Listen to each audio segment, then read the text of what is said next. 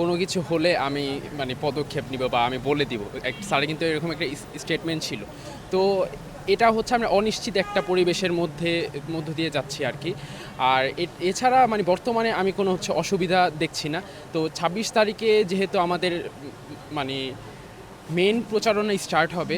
তো ২৬ তারিখের পর থেকে এই সিচুয়েশনটা বোঝা যাবে যে আমাদের হচ্ছে এটা স্বতঃস্ফূর্তভাবে কি আমরা রান করতে পারবো কি পারবো না। সেকেন্ড প্রশ্ন হচ্ছে যেই প্যানেলে নির্বাচিত হোক আর সাধারণ শিক্ষার্থী যারা রয়েছে তাদের প্রধান সমস্যাটা কি মনে করছেন বা তাদের প্রধান সমস্যা আর কি সলভ করতে কোন পদক্ষেপ নিলে সবচেয়ে সুবিধা হবে বলে মনে করছেন আপনি? কোন পদক্ষেপ? সাধারণ শিক্ষার্থী তো ক্যাম্পাসে বিভিন্ন সমস্যায় ভুগছে। আপনার নজরে আপনি কোন সমস্যাটা সবচেয়ে প্রধান রাখতে চাচ্ছেন, মানে প্রথম প্রায়োরিটি দিচ্ছেন যে এই সমস্যাটা হচ্ছে, নির্বাচিত যদি কেউ হয় তাদেরকে কী বার্তা দিতে চাচ্ছেন?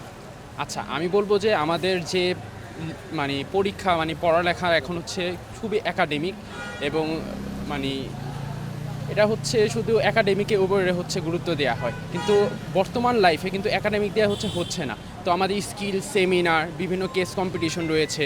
তারপরে হচ্ছে আমাদের নিরাপদ ক্যাম্পাসের হচ্ছে খুবই প্রয়োজন, কারণ হচ্ছে আমাদের ক্যাম্পাসে দেখা যায় যে মেয়েদের 10টার পরে হচ্ছে বের করতে দেওয়া হয় না। কারণ হচ্ছে এটা হলো আমাদের ক্যাম্পাসের চারপাশ হচ্ছে খোলা।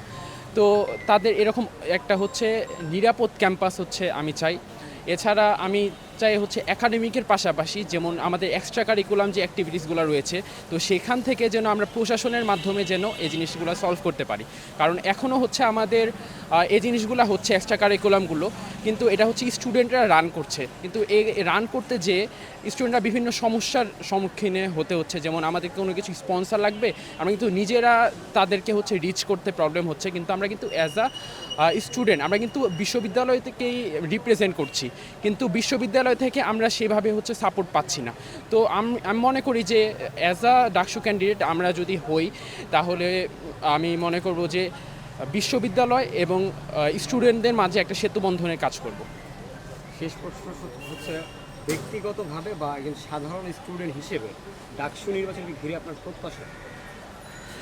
ডাকসু নির্বাচন নিয়ে আমার প্রত্যাশা হচ্ছে ডাকসু যেহেতু অনেক দিন পর হচ্ছে, তো আমি চাবো যে এই জিনিসটা সুন্দরভাবে যেন হোক, কোনো যেন গ্যাঞ্জাম না হোক। আমরা গত ডাকসুতে দেখেছিলাম যে খুবই প্রবলেম হয়েছিল, যে দুই দলের মারামারি, এই জিনিসটা আমরা চাচ্ছি না। কারণ এটা হচ্ছে আমাদের যেমন লেখাপড়ার একটা জিনিসে ব্যাঘাত ঘটায়, এছাড়া হচ্ছে নিরাপত্তাও একটা ইস্যু ক্রিয়েট করে।